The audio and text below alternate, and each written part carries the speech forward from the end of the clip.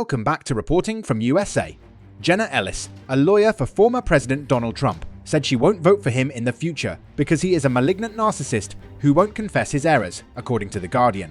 Ellis is accused of trying to sway the election by losing to Joe Biden in 2020. "I can't support him for elected office again," Ellis said, "because of my obviously malign, egotistical predisposition to claim that he has never done anything wrong.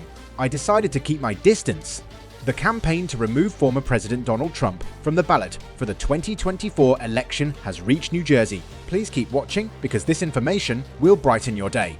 Before we continue, a Mahwah resident claims that the former president cannot avoid being barred from running for office because of his involvement in the mob at the State House on January 6, 2021. Please take a few precious seconds to click the subscribe button below and enable the notification bell to receive the most recent updates from us.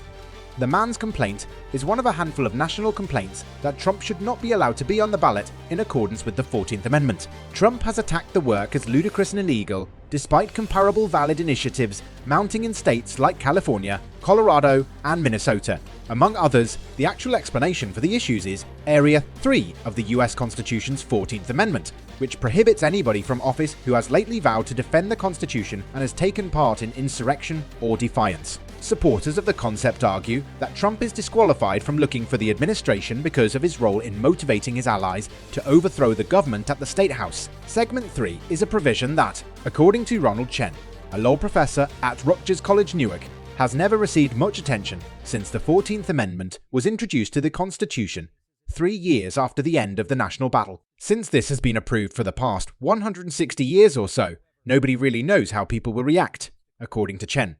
John Bellocchio, a retired history teacher who is driving the New Jersey challenge against Best's eligibility for the polling form, claimed that this is neither a sectarian or a Donald Trump-related matter. He is an independent voter.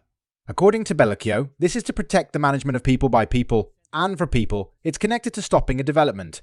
It has to do with pushing New Jersey to finally prioritize constitutional issues over legislative ones. Lieutenant Governor Tahesha Wade, who is also the Secretary of State, and Donna Stylist, who is in charge of the state's decision-making divisions, are named as the respondents in the objection filed in state unrivaled court in the Mercer province. They are responsible for accepting up and Comer filings and verifying their accuracy. Her spokeswoman didn't respond to a request for suggestions.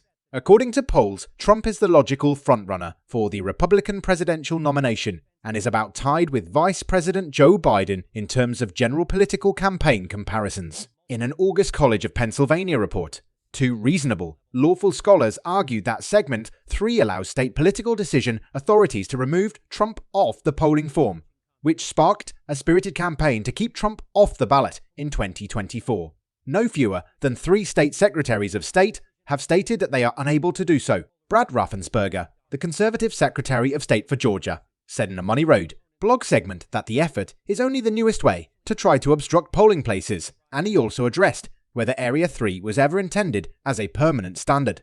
Anyone who believes in majority rule should let the voters make the decision.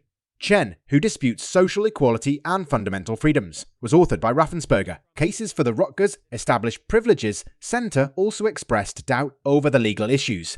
He claimed that the key question is whether the 14th Amendment is self-executing, in which case the government can put it into effect. Government investigators have accused Trump of taking improper actions that caused the commotion at the Legislative Center on January 6th. He hasn't yet been tried or given a sentence, though.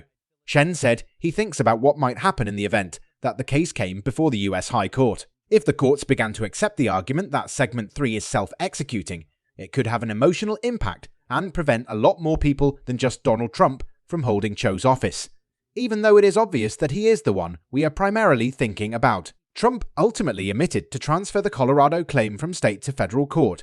"We think that a court should decide what is self-executing, and if the US High Court makes that decision," Chen said that would be an interesting legal question that has been set aside for subsequent consideration for 150 or 160 years. In the event that Trump is eliminated from any poll, his allies might continue to communicate with him.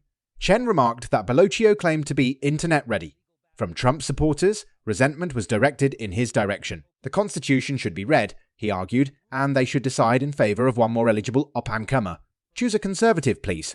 Choose one to receive a reward. I gave you 13 of them. Choose one. Pick one." But not the insurrectionist, he added. Not the one who instigated the attack on the parliamentary building that led to the passage of 5. This should give the Conservative faction a chance to pause and reflect. I appreciate you coming.